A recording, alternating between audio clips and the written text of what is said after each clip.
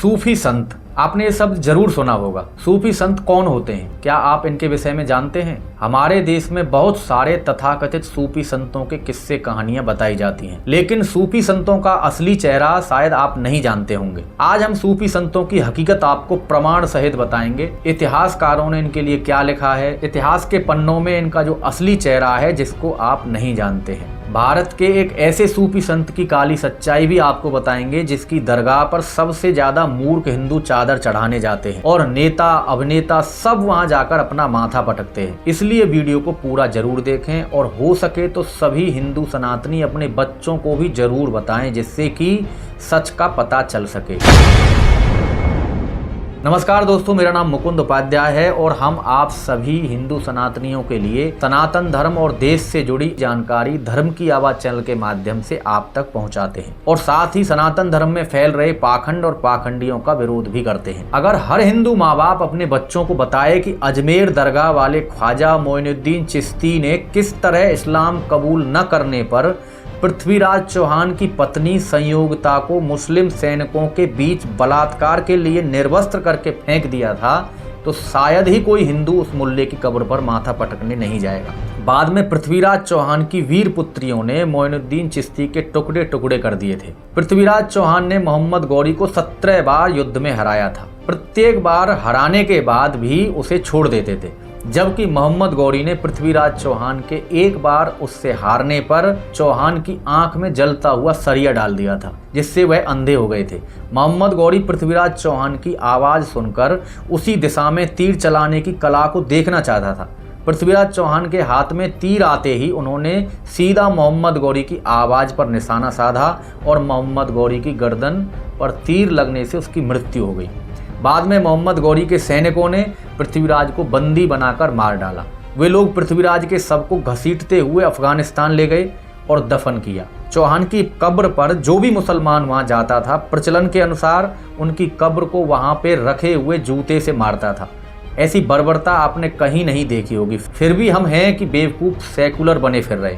बाद में शेर सिंह राणा ने अफगानिस्तान जाकर पृथ्वीराज चौहान की कब्र से शव निकालकर उसका अंतिम संस्कार किया और उनकी अस्थियों को हिंदुस्तान लाकर गंगा में प्रवाहित किया था। अजमेर के ख्वाजा मोइनुद्दीन चिश्ती को 90 लाख हिंदुओं को इस्लाम में लाने का गौरव प्राप्त है। मोइनुद्दीन चिश्ती ने ही मोहम्मद गौरी को भारत लूटने के लिए उकसाया और आमंत्रित किया था। ख्वाजा की दरगाह पर वही हिंदू जाते हैं जिन्हें ख्वाजा मोइनुद्दीन चिश्ती का काला इतिहास मालूम नहीं है। इसके विपरीत वामपंथ और इस्लामिक प्रचार तंत्र ने इसका इतना महिमा मंडन कर रखा है कि वहां जाने से मन की मुराद पूरी हो जाती है। शायद इसी लालसा से मुसीबत में फंसे हिंदू भी वहां पहुंच जाते हैं। बहुत कम लोग जानते होंगे कि दरगाह अपनी मार्केटिंग भी करता है, जिसके कारण बॉलीवुड सहित हर क्षेत्र के प्रमुख लोगों को सालाना उसमें आमंत्रित भी किया जाता है और उनकी फोटो को मीडिया में वायरल किया जाता है। बॉलीवुड ने तो बहुत ही फिल्मों में उनका गुणगान किया है, जिसके कारण भी लोग वहां पहुंच जाते हैं। अजमेर में ख्वाजा मोइनुद्दीन चिश्ती की दरगाह पर सबसे ज्यादा हिंदू ही जाते हैं और चादर चढ़ाते हैं और मन्नतें मांगते हैं। ख्वाजा मोइनुद्दीन चिश्ती की दरगाह महामूर्ख हिंदुओं का तीर्थ स्थल है, यह कहने में कोई भी गुरेज नहीं होना चाहिए। राजस्थान के शहर अजमेर में ख्वाजा मोइनुद्दीन चिश्ती की दरगाह है, जहां प्रतिवर्ष लाखों अज्ञानी श्रद्धालु अपनी मनोकामना पूर्ति के लिए जाते हैं और चादर चढ़ाते हैं। इनमें ज्यादातर हिंदू होते हैं। ख्वाजा मोइनुद्दीन चिश्ती को एक सूफी संत बताया जाता है, लेकिन इसे समझने से पहले हमें यह समझ लेना जरूरी है कि सूफी कौन थे, ये भारत में क्यों आए थे और इन्होंने भारत में क्या किया। सूफी वो मुस्लिम होते हैं जो गाने बजाने से इस्लाम का प्रचार करते हैं। भारत में षड्यंत्र के तहत इन्हें किसने संत कहना शुरू किया यह तो पता नहीं, लेकिन सूफी संत शांति और भाईचारे का संदेश देते हैं, इसका झूठा प्रचार किया स्वयं स्वार्थी हिंदुओं ने। इस मिथक को कई सदियों तक इस्लामिक विचारकों और वामपंथी इतिहासकारों द्वारा खूब फैलाया गया। वास्तविकता यह है कि इन सूफी संतों को भारत में इस्लामिक जिहाद को बढ़ावा देने के लिए काफिर हिंदुओं के धर्मांतरण और इस्लाम को स्थापित करने के लिए उद्देश्य से लाया गया था। ऐसे ही एक सूफी हुए ख्वाजा मोइनुद्दीन चिश्ती, जिन्हें हजरत ख्वाजा गरीब नवाज के नाम से भी जाना जाता है। मोइनुद्दीन चिश्ती का जन्म ईरान में हुआ था। उन्हें भारत में इस्लाम के प्रचार के लिए भेजा गया था। ये भारत आकर अजमेर में इस्लाम के प्रचार में लग गए। उसे अजमेर में ही दफनाया गया था, जहां उसकी मजार है। सूफी संतों के बारे में इतिहासकारों का क्या विचार है? यह भी जान लेते हैं। इतिहासकार के.एस. लाल ने अपनी पुस्तक भारत में मुस्लिम शासन की विरासत में लिखा है कि मुस्लिम मुसाहिक मतलब सूफी आध्यात्मिक नेता या सूफी संत उलेमाओं की तरह ही धर्मांतरण के कार्य में पूरी तरह संलग्न थे और इन सूफी संतों को लेकर जो आम धारणा लोगों के प्रति है उसके ठीक विपरीत ये हिंदुओं के प्रति बिल्कुल भी दयालु नहीं थे। वे चाहते थे कि यदि हिंदू इस्लाम अपनाने से इनकार करते हैं तो उन्हें मौत के घाट उतार दिया जाए या फिर दूसरे दर्जे के नागरिक के तौर पर रखा जाए। लेखक राम ओहरी ने अपनी पुस्तक द सिस्टर साइड ऑफ सूफीवाद में लिखा है कि कोई भी मुगल और सूफी संत कभी भी हिंदुओं को मंदिर में पूजा करने के लिए राजी नहीं हुआ और ना ही इनके मन में हिंदुओं और हिंदू देवी देवताओं के प्रति कोई सम्मान था। इन सभी का उद्देश्य इस्लाम का विस्तार करना और छल कपट से किसी भी कीमत पर हिंदुओं का धर्मांतरण करना था। इतिहासकार M.A. खान ने अपनी पुस्तक इस्लामिक जिहाद एक जबरन धर्मांतरण साम्राज्यवाद और दास्ता की विरासत में इस बारे में विस्तार से लिखा है कि मोइनुद्दीन चिश्ती, निजामुद्दीन औलिया, नसरुद्दीन चिराग और शाह जलाल जैसे सूफी संत जब इस्लाम के मुख्य सिद्धांतों की बात करते थे तो वे वास्तव में रूढ़िवादी और असहिष्णु विचार ही रखते थे जो मुख्य धारा हिंदुओं के लिए बेहद खतरनाक होते थे। काफिरों, हिंदुओं, मूर्ति पूजकों को लेकर सूफीवाद के इन तथाकथित सूफी संतों का दृष्टिकोण तालिबान या ISI के दृष्टिकोण से बिल्कुल भी अलग नहीं है। इसके कुख्यात उदाहरण सूफी विचारधारा के सबसे बड़े प्रतीक माने जाने वाले मोइनुद्दीन चिश्ती और निजामुद्दीन औलिया हैं, जिन्होंने वो काम सदियों पहले कर दिया था जिसे ISI, तालिबान और अन्य कट्टर इस्लामिक संगठन आजकल कर रहे हैं। कहने के लिए तो सूफी इस्लाम धर्म का प्रचार करते थे और इस्लाम को प्रेम और भाईचारे का मजहब बताते थे और लोगों में शांति का संदेश देते थे, लेकिन किसी भी सूफी संत ने या तथाकथित रहस्यवादी संतों ने कभी भी मुसलमानों द्वारा हिंदुओं की हत्याओं का विरोध नहीं किया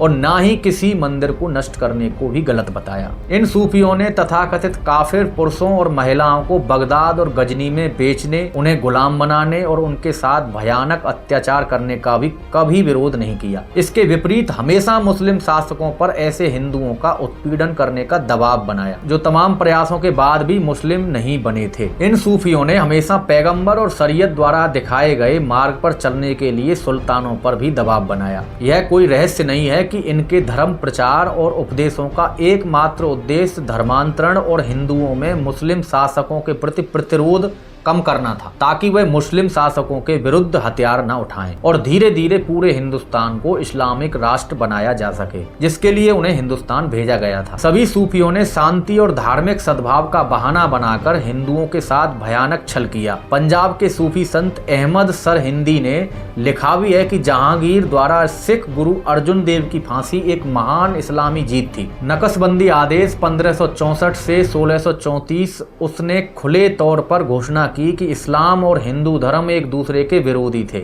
इसलिए सह अस्तित्व में नहीं हो सकते। नकाशबंदी सूफियों के जहांगीर और औरंगजेब के साथ बहुत करीबी संबंध थे, लेकिन फिर भी चिश्ती सूफी मियां मीर जो गुरु अर्जुन देव के घनिष्ठ मित्र थे, उन्होंने भी सिख गुरु की फांसी देने का विरोध नहीं किया और जहांगीर ने उन्हें गिरफ्तार कर फांसी दे दी। ऐसी दोस्ती निभाते थे ये सूफी और ऐसा ही भाईचारा फैलाते थे। अजमेर की दरगाह में दफन ख्वाजा मोइनुद्दीन चिश्ती भी बेहद क्रूर, दुष्चरित्र और कट्टरपंथी मुसलमान था, जिसने अपने जीते जी असंख्य हिंदुओं को धर्मांतरित करने के लिए मजबूर किया। जिन्होंने इस्लाम स्वीकार करने से इनकार किया उनकी गर्दनें कटवा दी। सीरत अल कुतुब के अनुसार इसने 7 लाख हिंदुओं को अपने जीवन काल में मुसलमान बनाया था। हिंदू सामान्यतः बहुत सीधे साधे और दूसरों पर सहज विश्वास करने वाले होते हैं और ऐसा करने वाले ज्यादातर लोगों को मूर्ख बनाया जाता है और हिंदू न केवल मूर्ख बनने गए बल्कि शायद स्थायी रूप से मूर्ख बन गए। हिंदुओं की मूर्खता की पराकाष्ठा देखिए कि ख्वाजा मोइनुद्दीन चिश्ती की दरगाह पर चादर चढ़ाने वालों में सबसे अधिक हिंदू ही होते हैं। अजमेर में ख्वाजा मोइनुद्दीन चिश्ती की दरगाह पर सबसे ज्यादा हिंदू ही चादर चढ़ाते हैं। मजलिस सूफिया नामक ग्रंथ के अनुसार जब मोइनुद्दीन चिश्ती मक्का हज करने गए थे तो वहां उन्हें निर्देश दिया गया था कि हिंदुस्तान जाएं और वहां कुफ्र के अंधकार को दूर करके वहां इस्लाम का राज स्थापित करें। इसी उद्देश्य से हिंदुओं के प्रति नफरत का भाव लिए यह व्यक्ति एक इस्लाम के बम के रूप में भारत में आया। यह भी एक ऐतिहासिक तथ्य है कि गौरी द्वारा अजमेर को जीतने से पहले यह चिश्ती गौरी की तरफ से अजमेर के राजा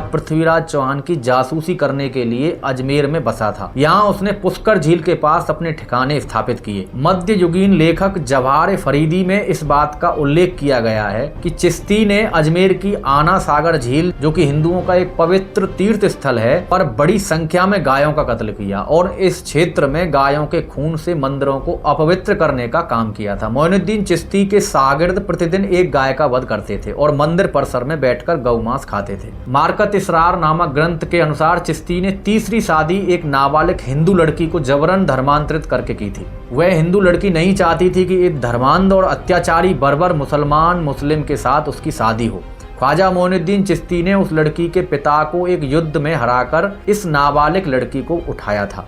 इस्लामिक कानून के अंतर्गत यह नाबालिग लड़की भी माले गनीमत थी और काफिर की बेटी को वह जैसे चाहे भोग सकता था, इसलिए उसके साथ जबरदस्ती निकाह की और उसका नाम उम्मत अल्लाह रखा। इससे हुई पुत्री का नाम हफीजा जमाल रखा, जिसकी मजार चिश्ती की ही दरगाह में मौजूद है। ऐसे व्यक्ति को संत कहना पूरे संत समाज का अपमान है।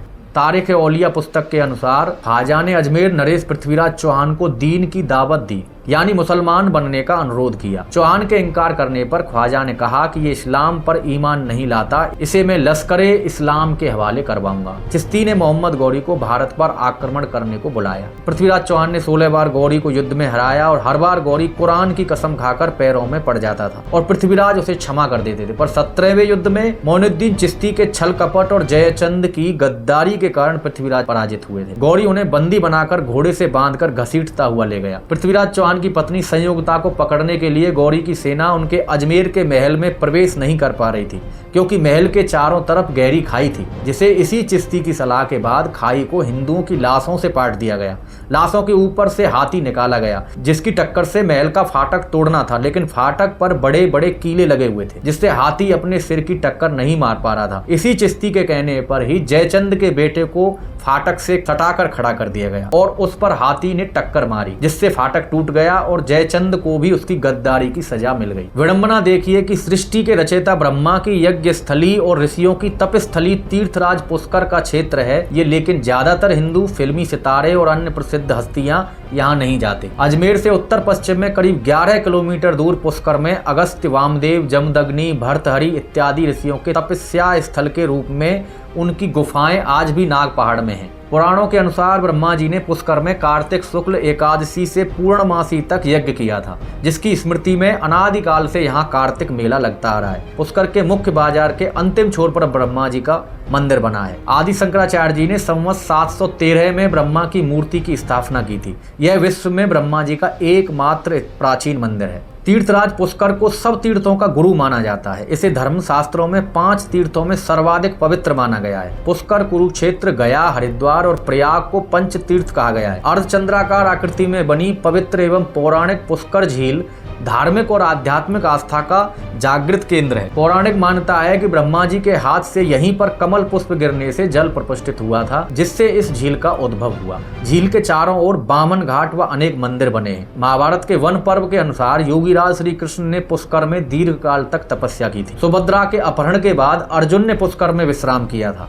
मर्यादा पुरुषोत्तम श्री राम ने अपने पिता दशरथ का श्राद्ध पुष्कर में किया था।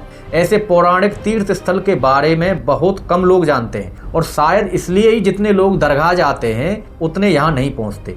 चिश्ती की दरगाह के बारे में एक और तथ्य है कि इसे एक अत्यंत प्राचीन शिव मंदिर को तोड़कर बनाया गया है। इसके बारे में द्वारका पीठ के शंकराचार्य स्वामी श्री स्वरूपानंद सरस्वती जी ने बहुत विस्तार से बताया था। जिस जगह पर अजमेर शरीफ की मजार है उसके ठीक नीचे आज भी शिवलिंग विराजमान। निजामुद्दीन चिश्ती ने अजमेर की आना सागर झील पर बड़ी संख्या में गायों का कत्ल किया और उनके खून से मंदिरों को लाल कर दिया था। यही नहीं, इस तथाकथित सूफी संत मोइनुद्दीन चिश्ती के शागिर्दों ने हिंदू रानियों का अपहरण किया और उन्हें मोइनुद्दीन चिश्ती को उपहार के रूप में प्रस्तुत किया, जिसे उसने स्वीकार किया था। इस क्रूर और दुष्चरित्र मोइनुद्दीन चिश्ती के बारे में इतिहास में दर्ज ये तथ्य बॉलीवुड की फिल्मों, गानों, सूफी संगीत और वामपंथी इतिहास से एकदम अलग है। अजमेर को हिंदू मुस्लिम समन्वय के पाठ के रूप में तो पढ़ाया जाता है, लेकिन यह जिक्र नहीं किया जाता कि ये सूफी भारत में जिहाद को बढ़ावा देने और इस्लाम के प्रचार के लिए आए थे, जिसके लिए इन्होंने हिंदुओं पर बेहद क्रूरता की। ऐसे ख्वाजा मोइनुद्दीन चिश्ती को महामूर्ख हिंदू आज भी पूजते हैं। उसकी दरगाह पर मन्नतें मांगने जाते हैं, इससे ज्यादा दुख और शर्म की बात और क्या हो सकती है। हिंदू इतिहास से कुछ सीख नहीं रहा है, वह इतना पथभ्रष्ट और स्वार्थी हो गया है कि उसे इससे कोई फर्क नहीं पड़ता कि किसने हिंदुओं के साथ क्या किया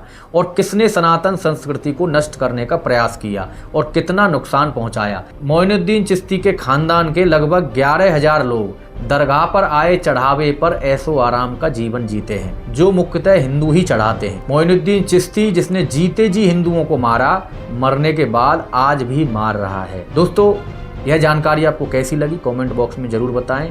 आज के लिए इतना ही। रहिए धर्म की आवाज चैनल को सब्सक्राइब अवश्य